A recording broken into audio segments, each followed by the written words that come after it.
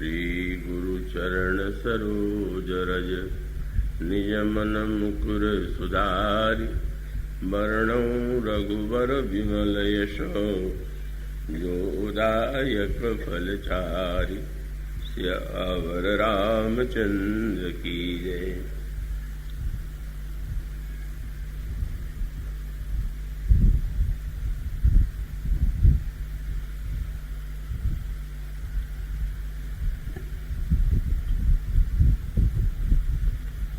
नवधा भगति को तो ही पाही सावधान सुनु धरु मन माही। प्रथम भगति संतन कर संगा दूसर रति मम कथा प्रसंगा। गुरुपद पंकज सेवा तीसरी भगति अमान। चौथी भगति मम गुण गण करई कपट तजगान। मंत्र जाप मम दृढ़ विश्वासा पंचम भजन सुवेद प्रकाशा। छठ दम शील विरति बहु कर्मा निरत निरंतर सज्जन धर्मा। आठम जथा लाभ संतोषा सपने हूँ नहीं देखई पर दोषा। नवम सरल सब सन छलहीना मम भरोस ही हर सन दीना। नवमहु जिनके एक होई नारी पुरुष सचराचर कोई। सोई अतिशय प्रिय भामिनी मोतोरे। सोई अतिशय प्रिय भामिनी मोरे। सकल प्रकार भगति दृढ़ तोरे। योगी वृंद दुर्लभ गति जोई तो कहूँ आज सुलभ वही सोई। प्रभु श्री रामभद्र की महती अनुकंपा से ज्ञान गंगा समिति के संयोजन में इस वर्ष जो मानस सत्र चल रहा था उसका आज विश्राम होने जा रहा है। 13 वर्षों से यह प्रवचन चल रहा है। यह मुझे जब मैंने श्री निवास जी शुक्ल से विनीत जी से सुना तो ज्ञात हुआ। मैं बहुधा वर्षों को याद नहीं रखता, याद रखना स्वभाव में नहीं है। यूं इस संयोजन में जिनकी मुख्य भूमिका रहती है अग्रवाल बंधुओं की, श्री नारायण भैया, श्री जय भैया, श्री प्रयाग जी, शिव जी, अशोक जी, उनसे पारिवारिक रूप से मैं अत्यंत प्रारंभ से जुड़ा हुआ हूँ। बाल्यावस्था जब मैं शिक्षा प्राप्त कर रहा था जबलपुर में तो इनकी माता श्री उस समय जिस स्थान में मैं रहता था वो उनके ही पिता जी का घर था। तो वो एक बाल्यावस्था में उन्होंने मुझे देखा, स्नेह वात्सल्य से देखा और फिर वो स्नेह सूत्र जो है नए नए अर्थों में, नए नए रूपों में और अब और भी एक विशेष अनुराग और स्नेह के रूप में फलीभूत हो रहा है। तो इस सारे परिवार से मेरा वैसे स्नेह में संबंध तो है ही, किंतु उस अर्थों में जिसे रामचरितमानस में कहते हैं पूजनीय प्रिय परम जहाँ ते सब मानी है राम के नाते, तो सचमुच उस नाते से भी हम लोग अत्यंत सन्निकट हैं। इस परिवार में इन लोगों में जो भक्ति भावना है, श्री नारायण जी में, श्री जय भैया में, सारे परिवार में वो मुझे बहुत प्रसन्न आनंदित करती है। उनकी सेवा से मैं ऐसा अनुभव करता हूं कि सचमुच वो मेरे लिए जितना कष्ट करते हैं उससे मुझे संकोच ही होता है। तो मैं सबके प्रति, पूरे परिवार के प्रति मंगल कामना करता हूं। श्रीनिवास जी शुक्ल उनकी विद्वत्ता से और जिस तरह से वे समाज सेवा में संलग्न रहते हैं उससे आप भली भांति परिचित हैं। उन्होंने ग्रंथों की रचना की है और कल जब उन्होंने मेरे यहाँ एक कवि गोष्ठी रखी तो मुझे पता चला कि वे कवि भी हैं और वो कविता भी उनकी बड़ी सुंदर, बड़ी सार्थक, अर्थगर्भित। प्रतिवर्ष वे मुझे धन्यवाद देते हैं, आभार प्रदर्शन करते हैं। तो उस अर्थ में औपचारिक रूप में या श्री विनीत जी वे भी मुझसे बड़े निकट पत्रकार तो हैं ही। जब पहले दिन में पत्रकारों से डरने की बात कह रहा था तो बाद में विनीत जी से मैंने कहा, नहीं आपसे मैं नहीं डरता हूं। तो उसका अर्थ ये है कि जो अर्थ का अनर्थ करते हैं उनसे भय लगता है। तो ये मैं यही कहना चाहूंगा कि आप जो मेरी प्रशंसा करते हैं, अगर यह मान के करते हैं कि यह इस व्यक्ति की प्रशंसा है तो शायद वो सही नहीं। पर हाँ, मैं यह भी मानता हूं कि जो प्रशंसा होती है वो सर्वथा उचित, उपयुक्त है। और उसका कारण यह है कि उसमें कोई मैं काव्य या विनम्रता की नकली भाषा में नहीं कहता हूं कि मैं वक्ता नहीं। सचमुच आप में से जो मुझे निकट से देखेंगे वो आश्चर्यचकित हो जाते हैं कि मैं कभी ऐसा लगता ही नहीं, केवल जब थोड़े समय पाठ या जप में हूं उसको छोड़ करके मैं कभी मानस का अध्ययन करता हूं, पढ़ता हूं, का ऐसा कभी आप नहीं पाएंगे। और नहीं इसलिए पाते हैं कि सचमुच का मेरे जीवन में वो राम कथा किसी प्रयास का परिणाम नहीं है, किसी साधना का भी परिणाम नहीं है। तो एक ऐसी वो कह लेना चाहिए कि मुझे निरंतर वह अनुभूति होती रहती है कि भाई अन्य वस्तुओं के लिए आप अभ्यास करते हैं पर श्वास लेने का कोई अभ्यास थोड़ी करते हैं। श्वास तो अपने आप चलती रहती है, दिन में रात में जग रहे हैं, सो रहे हैं। तो राम कथा तो मेरे लिए कोई अध्ययन की वस्तु नहीं है, वो तो मेरे लिए जीवन और श्वास के समान है। और उसके आनंद की अनुभूति यदि आप इतने वर्षों से उसमें नवीनता पाते हैं तो उससे अधिक मैं उसे पाता हूं। सचमुच मुझे श्री राम कथा की अनंतता का जैसा अनुभव होता है संभवतः आपको भी न होता। और इसलिए कि जब किसी पंक्ति पर बात कथा कही जाती है तो मैं चकित हो जाता हूं कि 50 वर्ष से अधिक यह परंपरा चल रही है, पर इस पंक्ति में यह भी है आज तक प्रकट नहीं हुआ। मैं प्रभु से मन ही मन विनोद करता हूं कि लगता है आप भी कोटा बचाए रखते हैं कि वही फिर आगे के लिए। और कभी कभी तो बड़ा विचित्र अनुभव होता है कि जब प्रवचन के बाद मुझे आनंद आता है कि आज प्रभु ने रहस्य प्रकट किए और आप श्रोता हैं, मैं भी श्रोता हूं। तो मैं सीढ़ियां उतरता हूं तो कोई भाव और बता जाते हैं, बोले अभी ये बाकी रह गया। मुझे एक ऐसी अनंतता का अनुभव होता है कि वो कोई मेरी एक शाब्दिक विनम्रता नहीं है, ये अनुभूति है। तो वो अगर वो मुझे इसका पात्र बनाए हुए हैं तो वो पात्रता नहीं है, वह शून्यता है।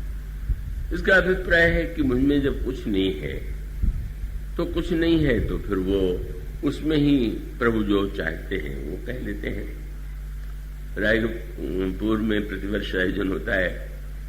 एक संत ने कहा कि भगवान की बड़ी बड़ी परीक्षाओं की बात आती है, भक्तों की परीक्षा लेते हैं, आपकी परीक्षा उन्होंने कभी ली कि नहीं, लेते हैं कि नहीं? मैंने कहा लेते हैं। आप उसमें उत्तीर्ण होते हैं कि अनुत्तीर्ण? मैं कहता हूं कभी अनुत्तीर्ण ही नहीं हुआ। क्यों? बोले मैं तो पास कृपांक से होता हूं, पढ़ के तो होता नहीं। तो अब कृपांक से पास होना है तो उसी से पास करना है, तो उसमें अनुत्तीर्ण होने का क्या प्रश्न है? तो भाई वो तो एक सही बात है, उसका एक अनुभव मुझे बहुत, कहीं भी हूं, किसी भी परिस्थिति में हूं, उस कृपा का अनुभव प्रभु कराते हैं।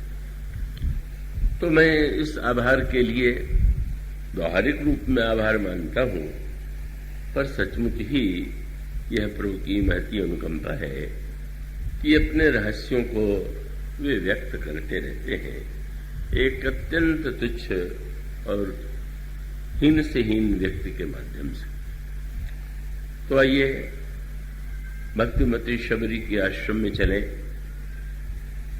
वैसे तो मैं राज्यसभा की बात किया करता था, और वो उस समय तो ये कहना पड़ता था कि ये कथा प्रभु कह रहे हैं, पर ये प्रसंग तो सचमुच वही वक्ता है। पूरे प्रसंगों में तो प्रभु वक्ता के रूप में, कथा में नहीं, लेकिन इस प्रसंग में इसीलिए मैं कहूंगा कि दंडकारण्य के उस आश्रम में, उस वनस्थली में, जिसे हम संशय की वनस्थली मानते हैं, संशय की भूमि मानते हैं। चित्रकूट प्रेम की भूमि है और दंडकारण्य संशय की भूमि। इसलिए चित्रकूट की भूमि में मिलन होता है और दंडकारण्य की भूमि में वियोग होता है। चित्रकूट में ही भक्तों से भगवान का मिलन होता है, मुनियों से होता है, देवताओं से होता है, कोल किरातों से होता है। प्रेम मूर्ति श्री भरत, परम तत्वज्ञ महाराज श्री जनक, सभी का मिलन तो इस दिव्य भूमि में होता है। और यह भूमि वस्तुतः प्रेम की भूमि है। राम कथा मंदाकिनी चित्रकूट चितचारु, तुलसी सुभग स्नेह वन से रघुवीर विहार। जब हमारे अंतःकरण में प्रेम होता है, जब हमारे अंतःकरण की स्थिति चित्त अचल होता है, और जब हम स्नेह से भगवान की कथा सुनते हैं, तो उस समय सचमुच ही हमारे आपके हृदय में भगवान आकर के विराजते हैं, अपनी लीलाएं करते हैं। पर सर्वदा ऐसा ही नहीं होता है कि कोई यह नहीं कह सकता कि उसके जीवन में कभी संशय का उदय नहीं होता, कभी भ्रम का उदय नहीं होता, कभी समस्याएं नहीं आती।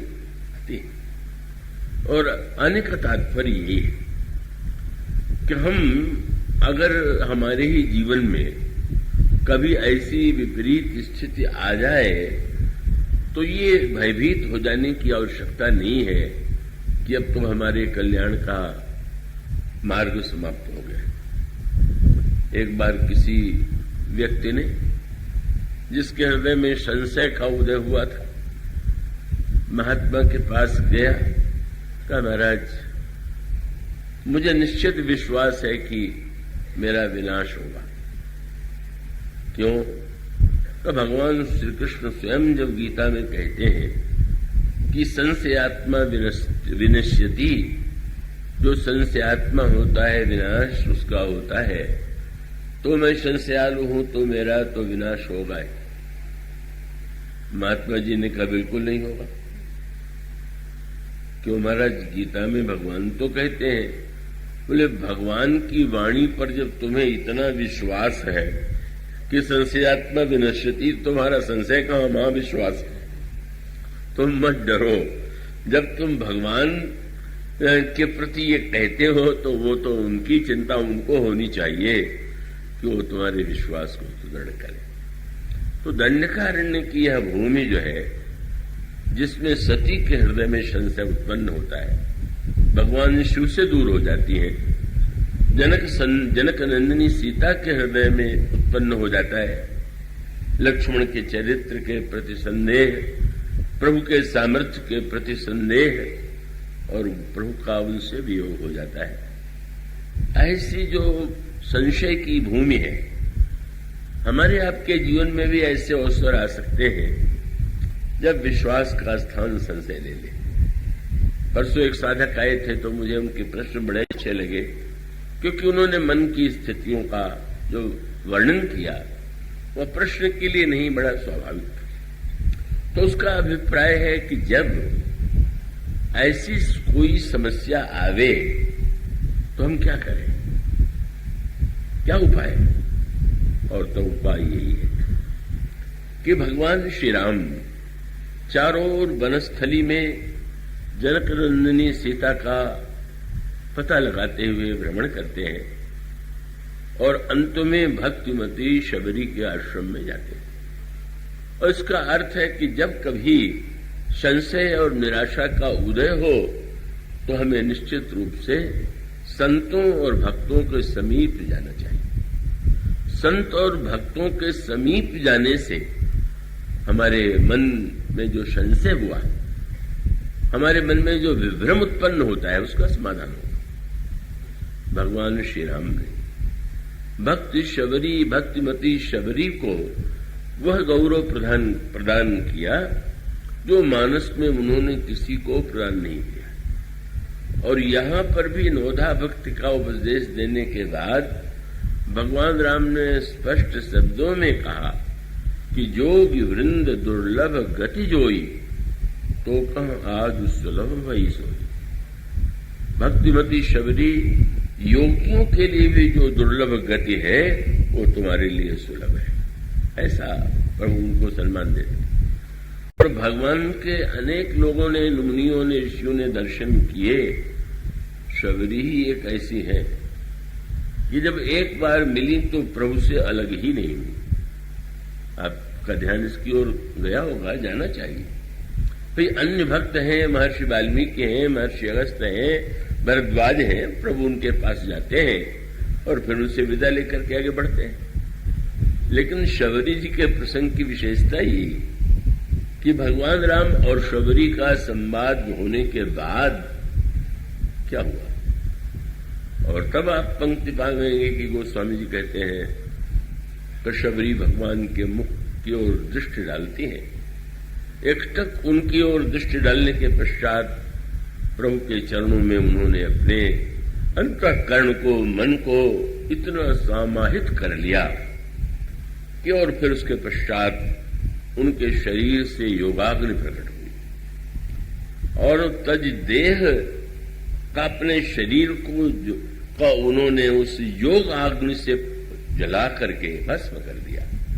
और गोस्वामी जी कहते हैं तज देह पावक देह प्रभु पद लीन भई जह नहीं फिरे। प्रभु के चरणों में समा गई और फिर वह उन चरणों में कि जिन चरणों के बाद कहीं लौटना नहीं पड़ता।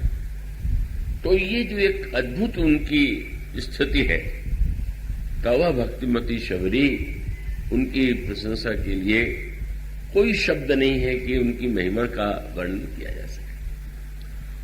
वस्तुतः भगवान राम जब शबरी जी के माध्यम से नवधा भक्त का उपदेश देते हैं तो आवश्यकता शबरी के लिए नहीं, शबरी के जीवन में तो स्वयं भगवान यह स्वीकार करते हैं कि तुम में 9 प्रकार की भक्ति विद्यमान है। 9 जिनके एको होई, नारी पुरुष सचराचर कोई, सोई अतिशय प्रिय भामिनी मोरे, सकल प्रकार भगति दृढ़ तोरे। तब मानो शबरी के बहाने बस वही जो दृष्टांत आपके सामने दिया गया था कि गाय जब दूध देती है तो बछड़े के लिए देती है, पर बछड़े से भी अधिक दूध का लाभ तो अन्य लोग गाय को पालने वाला लेता है। इसी प्रकार से भगवान का जो दिव्य रहस्य है वो किसी न किसी भक्त को माध्यम बना करके ही वे व्यक्त करते हैं। उसको प्रकट करने के लिए भगवान यदि गीता ज्ञान का प्राकट्य करते हैं तो वहां पर भी वही कहा गया है ना कि भाई दोग्धा गोपाल नंदन, मानो पार्थ को आश्रय बना करके भगवान ऐसे दिव्य तत्व ज्ञान का उपदेश देते हैं।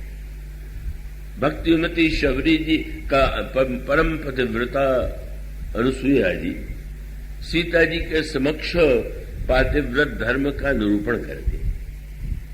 क्या सचमुच सीता जी के लिए पातिव्रत धर्म की शिक्षा आवश्यक थी क्या? इसलिए उन्होंने उपदेश देने के बाद स्पष्ट कह दिया कि उपदेश में तुम्हारे लिए थोड़ी दे रहे हैं। तब बोले सुनु सीते तब नाम, सुमिरी नारी पतिव्रत करहि, तो ही प्राण प्रिय राम, कहूं कथा संसार है।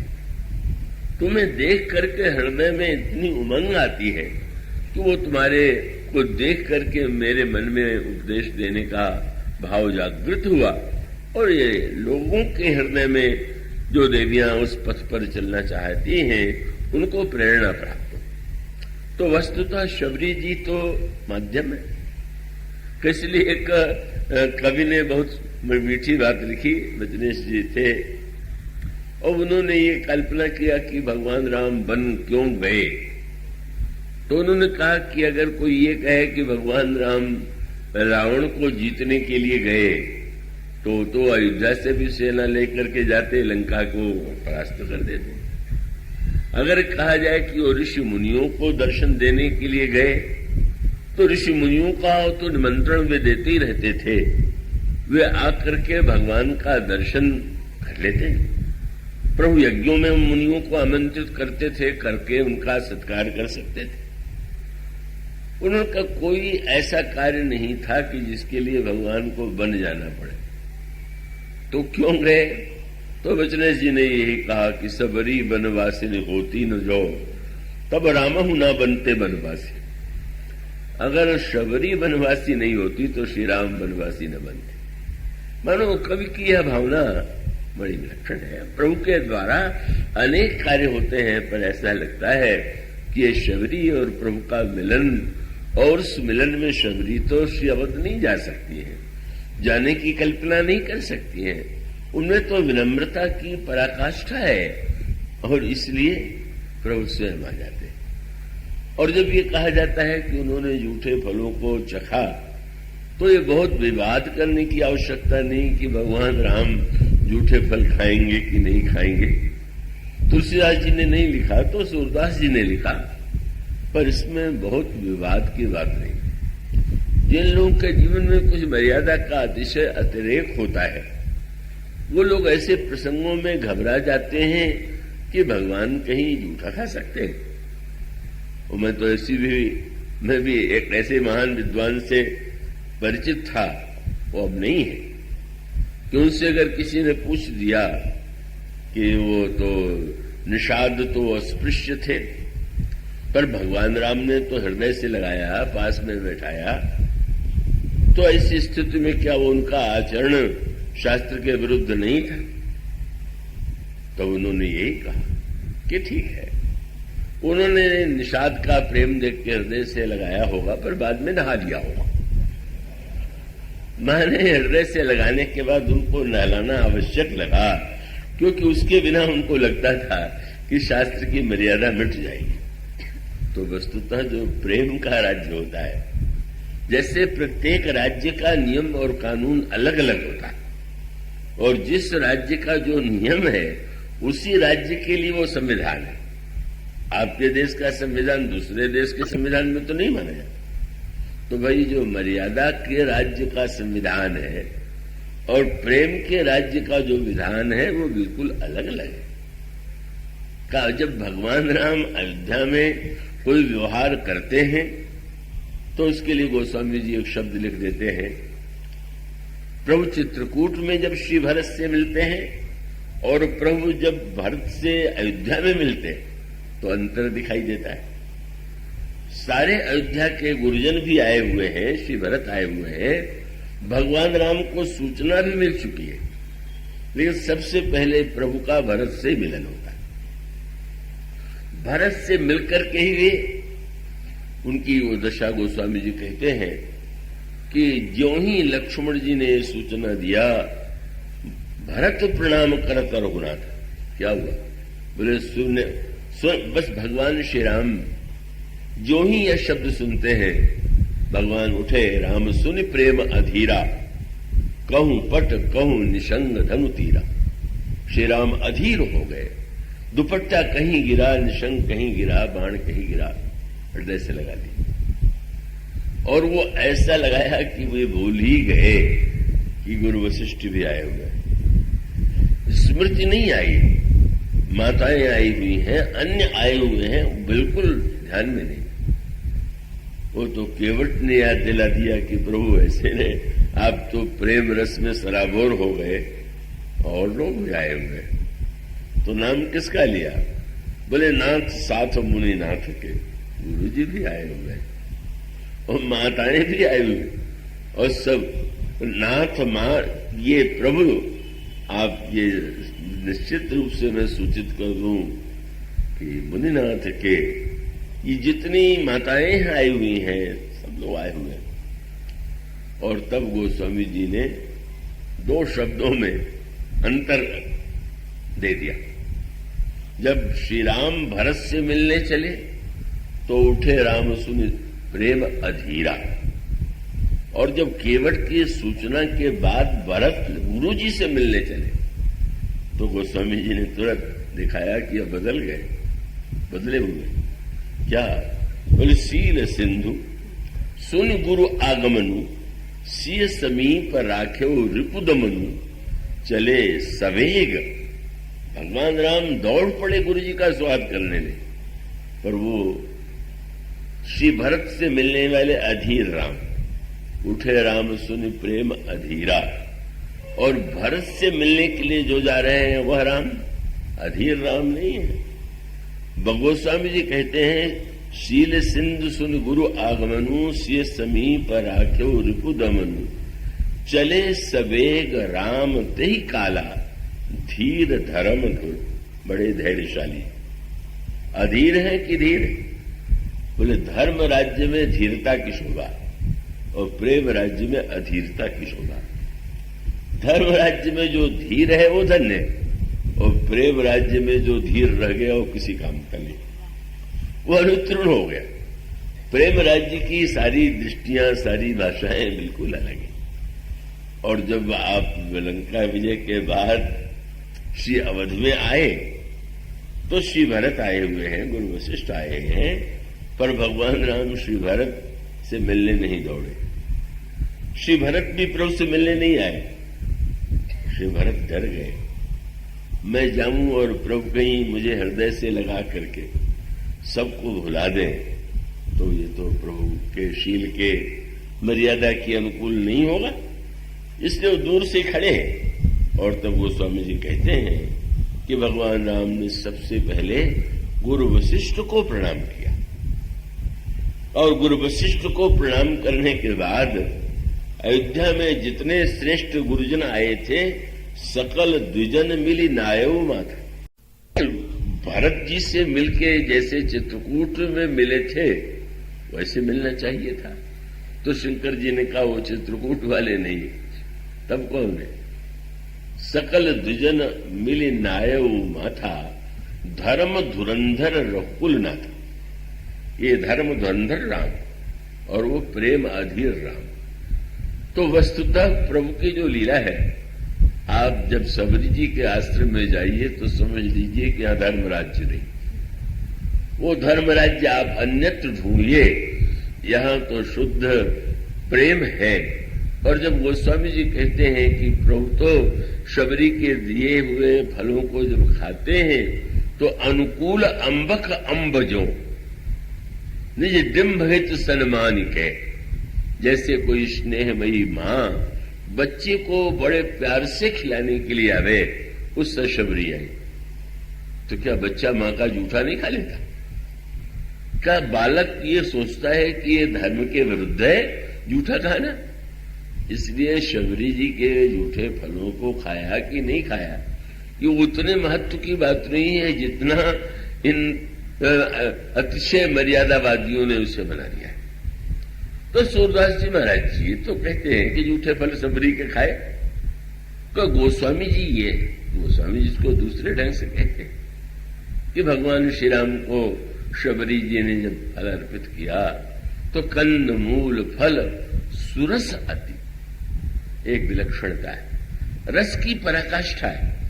ऋषि मुनियों के फल भी मधुर थे, प्रभु ने उन्हें भी स्वीकार किया, पर शबरी के फल में जो रस की पराकाष्ठा थी, कंद मूल फल सुरस अति दिए राम का आनी, और प्रेम सहित प्रभु खाए बारंबार बखान। बार बार प्रशंसा करते जाते हैं शबरी से, और जो है याचना करते हैं थोड़ा और शबरी की याद जब आ जाती है तो प्रभु मर्यादा को भूल जाते हैं। यही नहीं, उसके बाद भी आप पढ़ें, गोस्वामी जी कहते हैं कि जब प्रभु लौट करके लंका से आए तो स्वागत के लिए सभी प्रीति भोज देना चाहते हैं, सभी उतावले हैं, व्यग्र हैं श्री रामभद्र का स्वागत करने के लिए।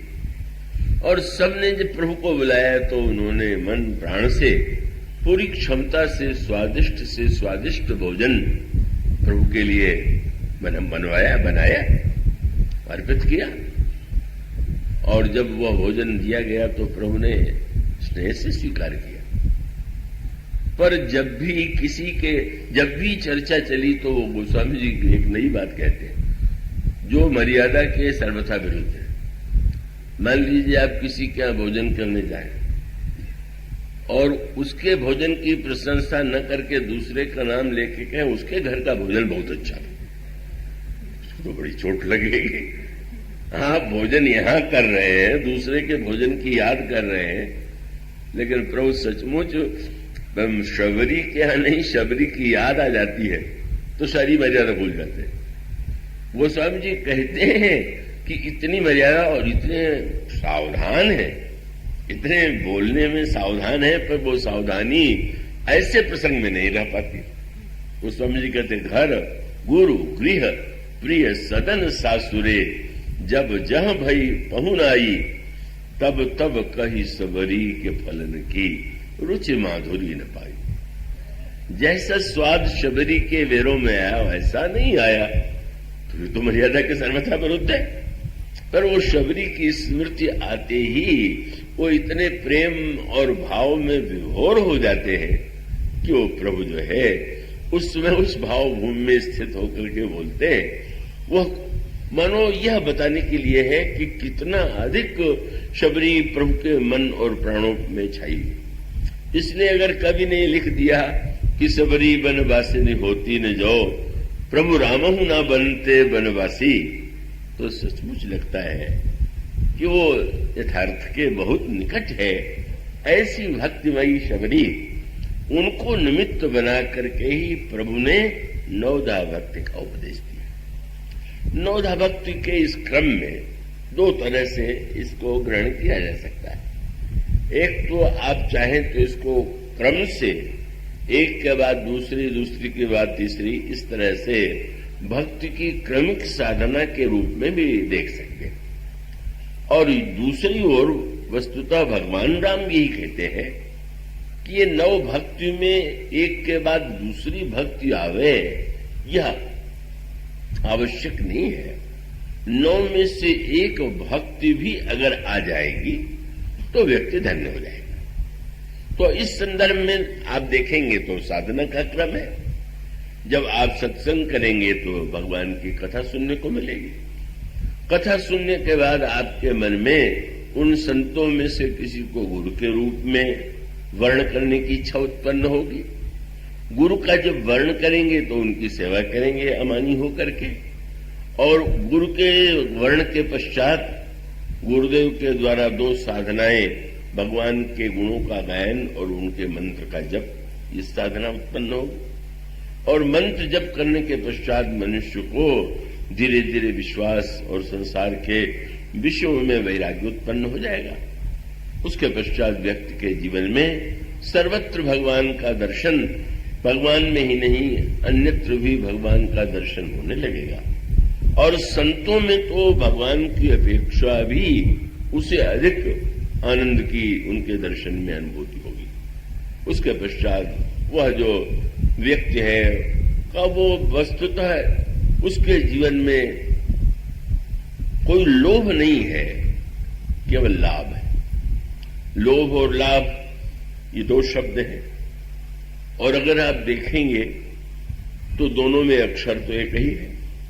लोभ लिखिए तो भी अक्षर ल और भ, और लाभ लिखिए तो भी अक्षर ल और भ।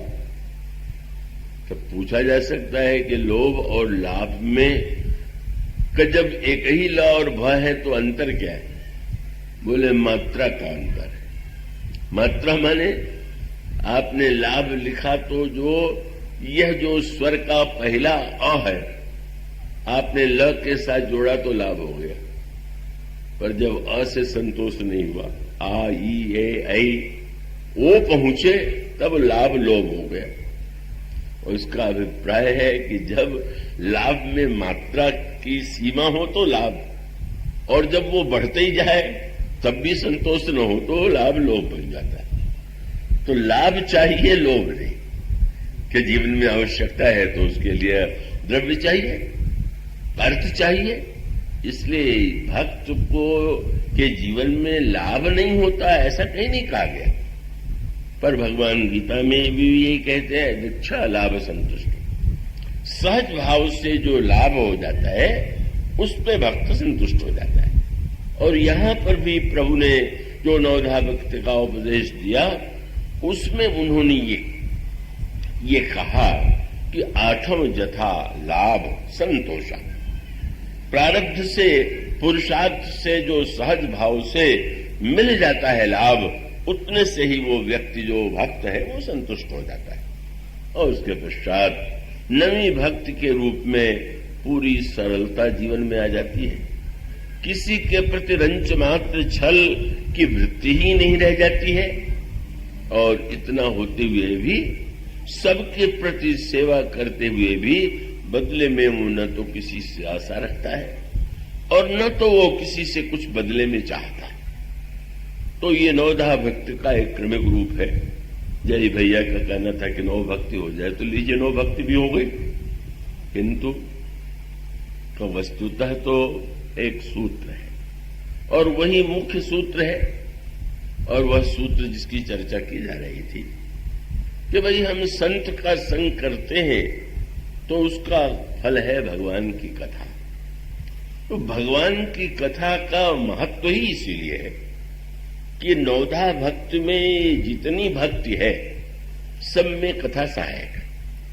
कोई किसी भी पद्धति से आप साधना करें कि ये भगवान की कथा आपके लिए अत्यंत उपादेय है। योगी अगर उसे कथा को सुनेगा तो योग की पद्धति से सुनेगा, योग का उसमें तत्व उसको दिखाई देगा। जब उस प्रसंग को वह पढ़ता है कि भगवान राम रावण का सिर और रावण की भुजा काट रहे हैं और वो रावण की मृत्यु नहीं हो रही है, और प्रभु पूछते हैं विभीषण से कि रावण की मृत्यु क्यों नहीं हो रही, तो उन्होंने ये कहा कि नाभि कुंड पीयूष बस आके नाथ जियत रावण बल ताके। प्रभु रावण के नाभि में अमृत कुंड है और इसी कारण से रावण की मृत्यु नहीं हो रही है। और नाभि का अमृत कुंड जब सूख जाएगा तो इसकी मृत्यु होगी।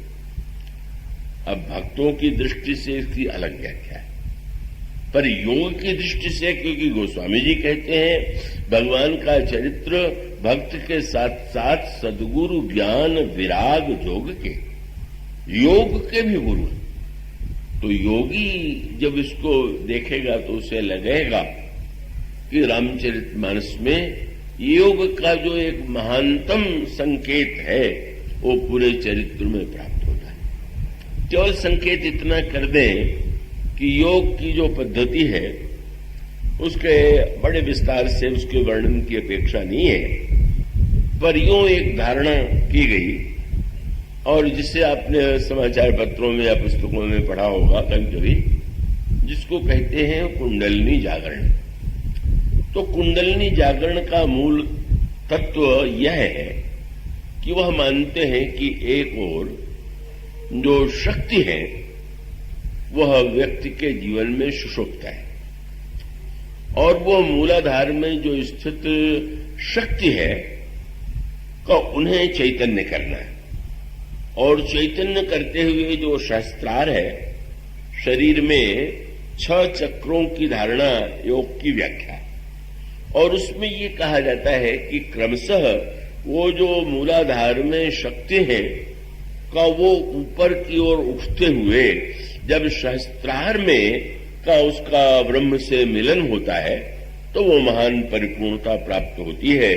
ये एक कुंडलिनी जागरण योग की पद्धति है। अब इस दृष्टि से विचार कीजिए, रावण योगी है, पर उसके साथ साथ 2 योगी हैं रामायण में। एक योगी है महाराज जनक और दूसरा योगी है रावण। पर दोनों योगियों में एक अंतर है। जनक जो है योगी हैं और रावण कुयोगी है। कुयोगी का अर्थ क्या हुआ? योगी का जो उद्देश्य होना चाहिए वो रावण का उद्देश्य नहीं। इसको केवल इतना समझ लें कि ये नाभि में अमृत कुंड जो है कहां से, नाभि में अमृत कहां से आया? तो इसका उत्तर यह है कि सीता जी महाशक्ति है और रावण निरंतर हृदय में उनका ध्यान करता है। और ध्यान करते हुए त्रिजटा ने बताया, और उसका अभिप्राय यह है कि वो इतनी ध्यान में उसने ऊंची स्थिति प्राप्त कर लिया है। रावण जैसा ध्यान कौन कर सकता है? कैसा विलक्षण ध्यान है, आप सोचिए। या तो हम लोग ध्यान में बैठे मच्छर काट ले तो ध्यान टूट जाता है, कुछ शब्द हो जाए तो ध्यान टूट जाता है, पर पूरे युद्ध में इतने अस्त्र शस्त्र पर्वत वृक्ष रावण पर मारे जा रहे हैं, पर एक क्षण के लिए भी रावण का ध्यान सीता जी की ओर से नहीं हटा। कौन ऐसा ध्यान करने वाला भी हो सकता है?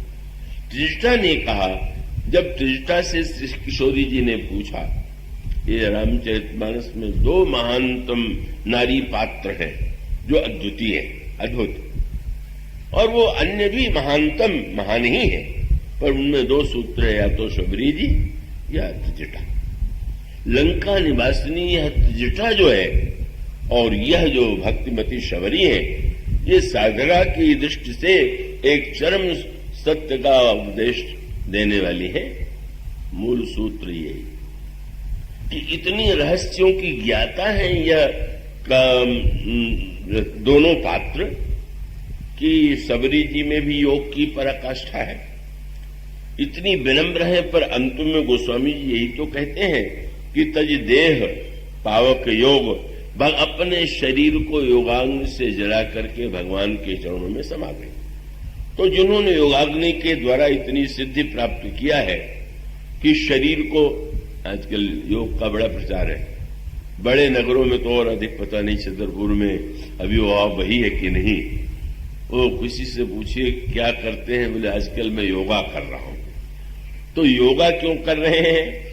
कि भाई शरीर स्वस्थ रहे। तो बात तो ठीक ही है, शरीर स्वस्थ रहेगा तो व्यक्ति अच्छे कार्य कर सकेगा, पर शरीर की स्वस्थता साधन है, साध्य नहीं। उसका अभिप्राय कि अगर शरीर की स्वस्थता की दृष्टि से देखें तो रावण से अधिक कोई स्वस्थ नहीं था, और वो रावण ने तो अमरता के निकट की स्थिति पा लिया था, पर उसको कुयोगी क्यों मानते हैं?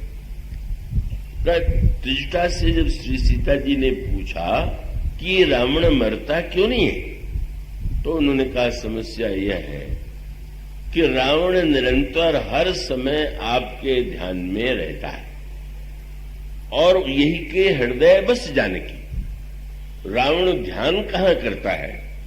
तो मूलाधार स्वाधिष्ठान मणिपुर आदि के पश्चात जो हृदय चक्र है वहां वो सीता जी का ध्यान कर रहा है, शक्ति का ध्यान कर रहा है।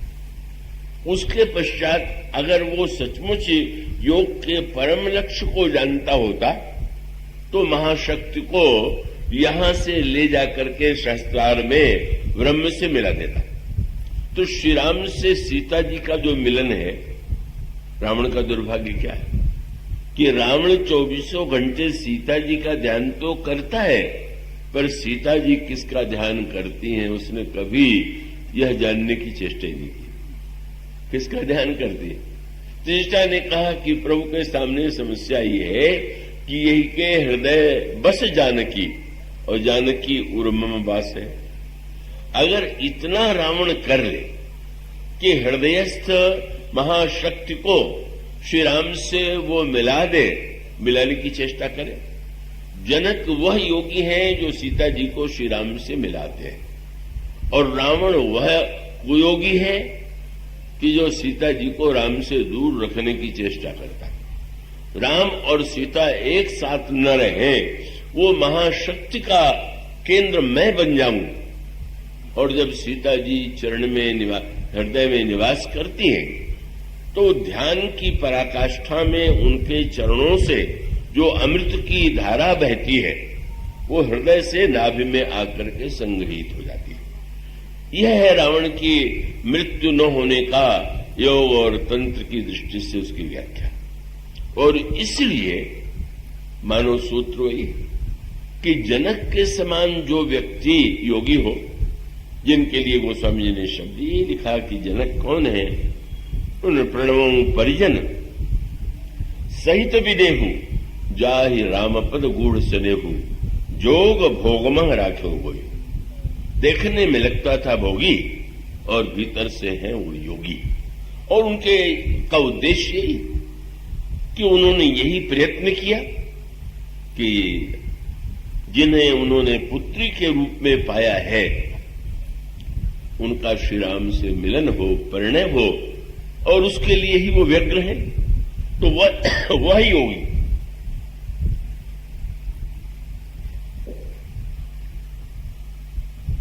शक्ति और शक्तिमान को मिलाता है, वह योगी।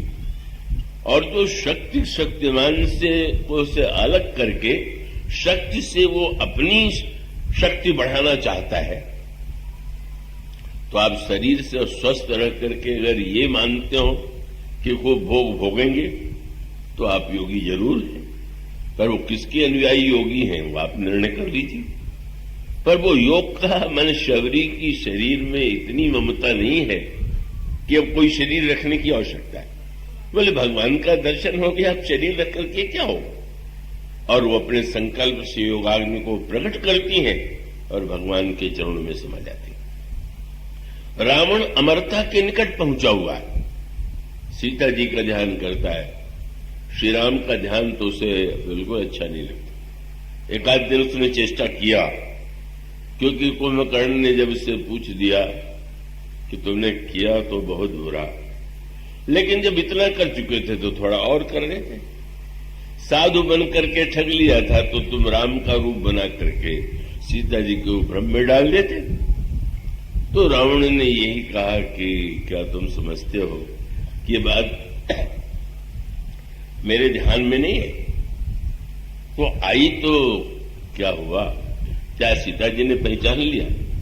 उसने कहा वहां तक जाने की तो नौबत ही नहीं आई। क्यों? श्री राम का रूप बनाने के लिए मैं एकांत में बैठा, तो उसके लिए तो ध्यान करना पड़ता है कि एकाग्रता से हम वैसा रूप बना लें। और जब मैं राम के रूप का ध्यान करने लगा तो मेरा अंतःकरण वासनाओं से ऊपर उठ करके इतना पवित्र होने लगा कि मैं डर गया कि थोड़ी देर ध्यान किया तो गया राज्य, गया भोग, छोड़ो इस चक्कर को, हमारे लिए उपयुक्त नहीं। तो वो तो ऐसा व्यक्ति जब हो तो योग शास्त्र की दृष्टि से भी पूरे रामायण में योग के रहस्यों की अद्भुत व्याख्या है। और जो उसमें अन्य वस्तुएं चाहते हैं वो कोई ऐसी वस्तु नहीं है कि राम कथा के द्वारा आपको उसका उत्तर न मिल जाए। इसलिए पग पग पर राम कथा। और श्रीमद् भागवत में भी वही सूत्र है कि ज्ञान वैराग्य और भक्ति तभी युवा होते हैं जब श्रीमद् भागवत की कथा सुनने को मिलती है। अब ये बात और है कि श्रीमद् भागवत की कथा परीक्षित की तरह आप सुनना चाहते हैं कि धुंधकारी की तरह सुनना चाहते हैं? कथा तो दोनों ने सुनी, एक ने जीते जी सुनी, दूसरे ने मर के सुना। का वो जीवन भर उसने पाप किया, धुंधकारी ने मरने के बाद प्रेत हो गया, दुर्गति हो गई, तो उसके कल्याण के लिए गोकर्ण जो महान भक्त थे, धुंधकारी के जो अनुज थे, उन्होंने कथा सुना करके उसका कल्याण किया। और परीक्षित के सामने जो भय है, क्योंकि 7 दिन में सर्प डसेगा, यह कितना बड़ा सत्य है। उसका तात्पर्य यह है कि यह परीक्षित को जो शाप मिला हुआ है, ये शाप जो है हमें आप सबको मिला हुआ है। और इसका अर्थ है कि 7 दिन में ही तो सबकी मृत्यु होगी, 7 दिन में कोई दिन होगा, और इसका अर्थ है कि वो 7 दिन तो सबके सामने। अब वो कौन सा 7 दिन होगा, पहले से पता होता तो योजना बना ली जाती। जब पता ही नहीं है कि वो कौन दिन होगा, तो भाई ये प्रतीक्षा करने के स्थान पर चतुर निकले। कितने विवेकी हैं परीक्षित कि उन्होंने कथा श्रवण किया। और कथा श्रवण करने से ऐसा नहीं हुआ कि मृत्यु नहीं हुई, लेकिन तब क्या हुआ, कथा सुनकर के वो मृत्यु से इतने निर्भय हो गए, अपने आत्म तत्व का ऐसा बोध हो गया कि उन्होंने ये कहा कि अब आकर के तक्षक मुझे डस ले, पर मैं तो शरीर नहीं हूं। और तब वो दिव्य स्थिति प्राप्त कर लेते हैं, देह भावना से ऊपर हो जाते हैं। और इसका अभिप्राय यह है कि भगवान की कथा जीवन के हर क्षण, हर पग, जीवन में, मृत्यु में, इसलिए राम कथा 9 दिन से जोड़ दिया गया, उसको नवा पाठ में। श्रीमद् भागवत को सप्ताह से जोड़ दिया गया, और दोनों का संकेत यही कि 7 दिन में मृत्यु अनिवार्य है। और नवाह का तात्पर्य है कि जब तक नवधा भक्ति नहीं आवेगी तब तक जीवन सार्थक नहीं होगा। 7 और 9 दोनों अगर व्यक्ति को ठीक ठीक याद रहे तो उसके जीवन में धन्यता का कोई प्रश्न ही नहीं कि धन्यता न आ जाए। तो इसलिए एक सज्जन ने मुझसे कहा कि तो क्या आप, भगवान कृष्ण ने अष्टमी को जन्म लिया, श्री राम ने 9वीं को जन्म लिया, तो आप सिद्ध करना चाहते हैं कि राम श्रेष्ठ हैं? मैंने कहा श्री राम कृष्ण ने जन्म भले ही अष्टमी को लिया हो, पर नंदोत्सव जो हुआ तो 9वीं को ही हुआ, जन्म का पता तो 9वें दिन चला। भगवान का जो प्राकट्य सचमुच होता है वो तो 9 के बिना हो ही नहीं सकता। 9धा भक्ति की पूर्णता में ही भगवान का प्राकट्य होता है। और उसमें कथा का उद्देश्य क्या है? कौन सा ऐसा प्रश्न है? भगवान राम कथा का अगर दुरुपयोग करना चाहे तो मंथरा से पाठ सीख ले। गुरु वशिष्ठ जब कथा सुनाते थे तो मंथरा नियमित श्रोता थी, और उसको सुनती ही नहीं थी, याद भी कथा रहती थी, पर कथा का उपयोग उसने 1 दिन किया। कभी उससे तो किसी ने कथा सुनाने के लिए कहा नहीं। बड़े बड़े वक्ता थे वहां पर, मंथरा से कौन कहता? मंथरा थी सबसे विलक्षण वक्ता। पर जब 1 दिन दीक्षा ले लिया महारानी कैकेयी ने मंथरा से, तो लगा कि आज कथा सुनाने का अच्छा अवसर है। और तब उसने कथा सुनाई। कौन सी? जितनी कथाएं पुराणों में आई थी कि सौतों ने एक दूसरे को कैसे कष्ट दिया, सारी कथा उसको याद थी। और उसने, गोस्वामी जी ने कहा, कहीं सी कथा सत सवत है। काहे के लिए? बोले जय विधि बाढ़ विरोध, जिससे झगड़ा हो जाए। और सारी कथाओं का अंत तो एक ही बात से करती थी, उस सौत ने उसको कष्ट दिया, उस सौत ने उसको कष्ट दिया, उस सौत ने उसको कष्ट दिया। अब कई कौशल्या तुम्हें कष्ट देने वाली है, तुम उसके लिए कोई उपाय करो। कद्रु विनत ही दीन दुख, तुम ही कौशला देव। भरत बंदी गृह से ही है, लखन राम के नेव। भरत बंदी गृह में जाएंगे तो ऐसी कथा, चाहे वो पुराणों की हो, ये विधि बाढ़ विरोध, ये कथा का उद्देश्य नहीं है। कथा के द्वारा क्या नहीं हो सकता है। हनुमान जी तो कथा के द्वारा ही सारी समस्याओं का समाधान देते हैं। अगर सुग्रीव से मित्रता कराना है तो कथा सुना दिया। सुग्रीव को, भूले हुए सुग्रीव को अगर भगवान के पास भेजना है तो फिर कथा सुना दिया।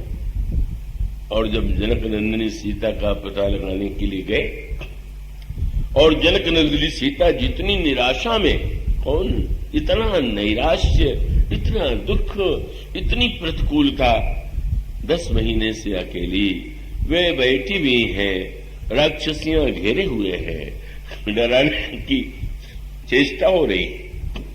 और तब हनुमान जी ने उस दृश्य को देखा और उसका उपशमन कैसे किया, यही तो आप पढ़ते कि पहले तो उन्होंने ऊपर से मुद्रिका डाल दिया। कपि कर हृदय विचार दीन मुद्रिका डाली। तब मुद्रिका में राम नाम लिखा हुआ। दुख मिटाने का उपाय क्या है? बोले राम नाम, भगवान का नाम। लेकिन संशय हो गया क्या? चकित चितव मुदरी पहचानी, हरस विषाद हृदय अकुलानी। जीत को सके अजय रघुराई, माया ते अस रचि नहीं जाई। क्या ये मुदरी प्रभु के? माया के द्वारा बन नहीं सकती, यहां कोई है नहीं। ये मुद्रिका कहां से आ गई, कैसे आ गई, क्या है? तो नाम की मुद्रिका पा करके सुख तो मिला, पर मन में एक आशंका बनेगी। और तब उन्होंने यही संकेत मिला कि गोस्वामी जी कहते हैं कि हनुमान जी ऊपर से रामचंद्र गुण वर्णन लागा, भगवान की कथा सुनाने लगे। आप कल्पना कीजिए, हनुमान जी से प्रभु का परिचय अभी थोड़े दिन पहले हुआ। किशोरी जी से उनका विवाह जनकपुर से हो चुका और अनादिकाल से भगवान राम और श्री सीता जी तो एक अनादि अनंत काल के दंपति। पर कथा सुनाने वाला इतना बढ़िया निकला कि जब उसने विवाह की कथा सुनाई, जिस विवाह में हनुमान जी नहीं थे, लेकिन वो तो आदि से कथा सुनाने लगे। आदि ते सब कथा सुनाई, दुख मिटाने का उपाय क्या है, बस कथा सुनाने लगे। और का परिणाम कितना अच्छा हुआ। कथा ऐसी सुना दिया कि किशोरी जी सुनते सुनते भूल गई कि मैं अशोक वाटिका में बैठी हुई हूं। उनको तो लगा कि मैं पुष्प वाटिका में हूं और उस पुष्प वाटिका में हमारे सामने प्रियतम प्राणधन है। कथा का उद्देश्य है कि हम देश काल से अलग जाकर के उस भाव भूमि में बैठे, वहां जाकर के तन्मय हो जाए, तदाकार हो जाए। सुनते ही सीता कर दुख गावा। मन में, अंतःकरण में अगर संशय है, दुख है, तो कथा के द्वारा मिट गई। और उसके पश्चात मां के हृदय में अगर और कुछ संशय है, पूछ देती है कि हनुमान यह बताओ कि कोमल चित कृपालु रघुराई, कपि के हेतु धरी निछुराई। हनुमान यह बताओ, प्रभु तो बड़े कोमल थे, कठोर कैसे हो? कभी कभी भक्तों को भी लगता है कि भगवान इतने कठोर हैं। मानो हनुमान जी ने तुरंत कहा, और वो कह करके मानो हम सब लोगों के लिए बात कही। जब मां ने कहा प्रभु तो बड़े कोमल थे, इतने कठोर कैसे हो गए, तो उन्होंने तुरंत कहा कि मां क्षमा कीजिएगा। क्या? जननी जन जिए जान, मानसी ऊना, तुम ते प्रेम राम के दूना। आप जितना उनसे प्रेम करती हैं, आपसे वो दूना प्रेम करते हैं। ये दूना प्रेम करते हैं, हनुमान जी ने कोई तौल किया था क्या? बहुत मीठी बात है। जब प्रभु भी, जब मां ने कहा प्रभु ने मुझे भुला दिया, तो हनुमान जी को अपनी याद आ गई। जब प्रभु से मिले और प्रभु ने कहा कि ब्राह्मण देवता, मैंने तो अपना चरित्र आपको सुना दिया, आप अपनी कथा सुनाइए। हनुमान जी ने कहा मैं मंद हूं, मोहबस हूं, कुटिल हृदय हूं, अज्ञान हूं। प्रभु ने कहा कि इतनी समस्याएं तुमने बता दिया, तो तुम्हें मंद होने में अधिक दुख है कि मोह बस होने में अधिक दुख है कि कुटिल हृदय होने का दुख है या अज्ञानी होने का दुख है? हनुमान जी ने कहा महाराज, इन चारों से मुझे दुख था पर बहुत साधारण था, पर सबसे अधिक दुख तो आज आपने दे दिया। प्रभु ने कहा मैंने तुम्हें दुख दे दिया? बोले प्रभु, आपने जब यह पूछ दिया कि ब्राह्मण देवता तुम कौन हो, तो मैं कितना दुखी हूं, क्या सोच करके? एक मंद में मोह बस, कुटिल हृदय अज्ञान, और पुनि प्रभु मोहि विसारे हो। प्रभु आपने मुझे भुला दिया।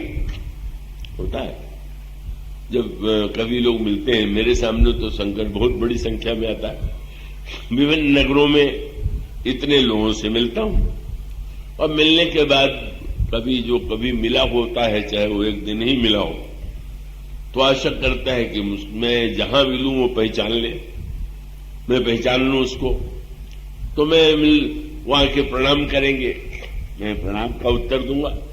उन्हें संतोष नहीं होता, पूछ लेते हैं आपने मुझे पहचाना? अब अगर सच बोल दूं तो उन्हें कष्ट हो जाएगा, और अगर वैसे तो यही लगता है कि हाँ मैं पहचान तो रहा हूं। अगर उतने से संतुष्ट हो जाए तो मेरे लिए भी रक्षा हो जाती। पर वो कभी कभी पूछ देते हैं कि पहचानते हो तो मेरा नाम बताइए। अब तो मैं इतनी विपत्ति में फंस जाता हूं कि यही कहना पड़ता है कि हाँ, आपकी आकृति तो पहचानी लग रही है, नाम थोड़ा ध्यान में नहीं आ रहा है। तो भाई हमारे सामने तो समस्या है। हनुमान जी को बड़ा कष्ट ये हो गया कि प्रभु कह रहे हैं कि ब्राह्मण देवता आप कौन है, आपने भुला दिया। जीव कितने भी दोषों से युक्त हो, उसकी समस्या का उससे बढ़कर के कोई समाधान नहीं है कि आप उसे प्रेम से शरण में ले लें, पर आप ही जब भूल जाए। इसलिए जब हनुमान जी ने उलाहना दिया तो प्रभु ने क्या किया?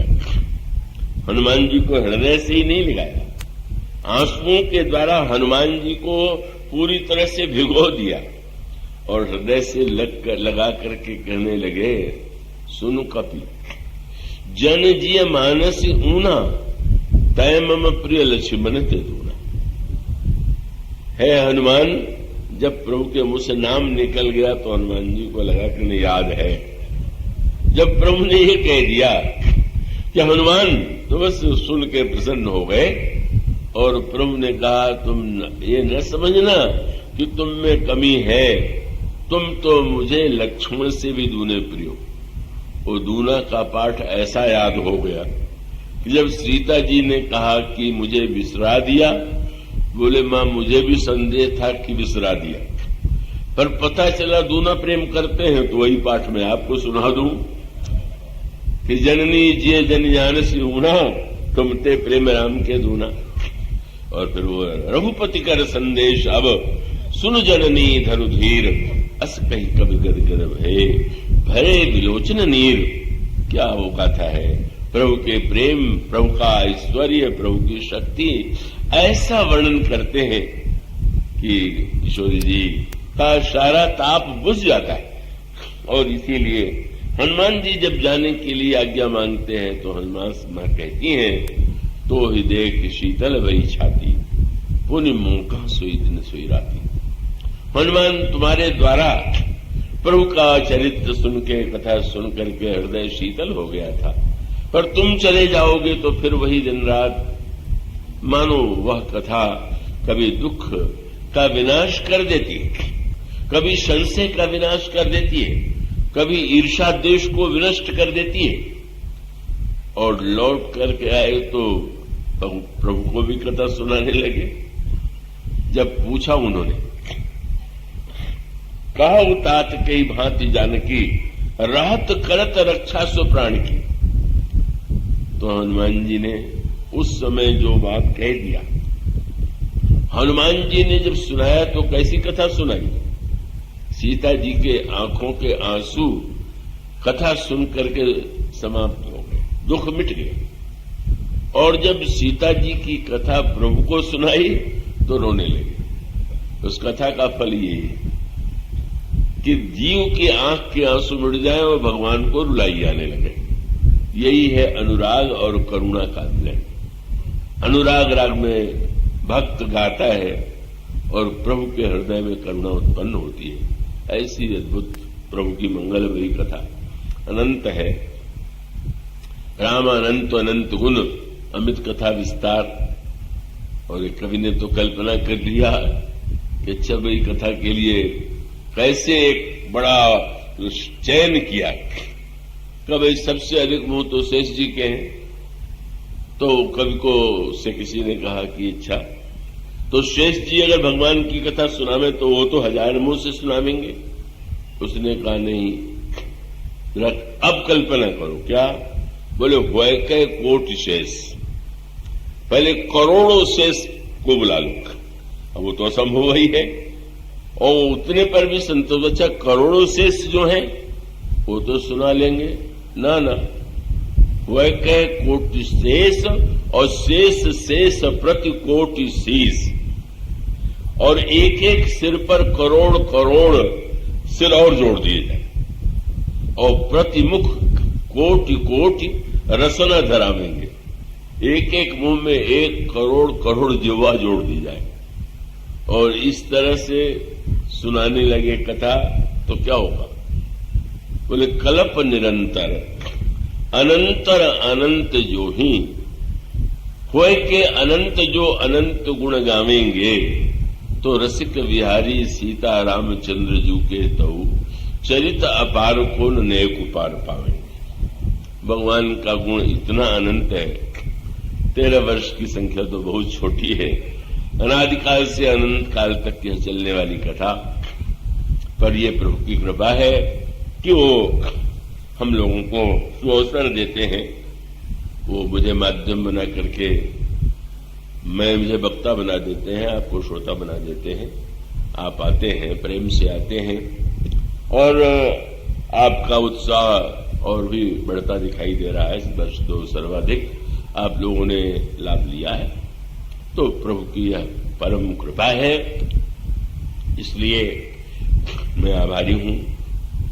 ज्ञानगंगा समिति, श्रीनिवास जी, श्री विनीत जी और अन्य सभी महानुभावों का, और विशेष रूप से जैसा मैंने कहा कि हमारे जो स्नेहाधीन स्नेह में हैं नारायण भैया, जय भैया, शिव जी अग्रवाल जी, श्री अशोक जी, प्रयाग जी, उनकी सेवा भावना के प्रति मेरी मंगल कामना।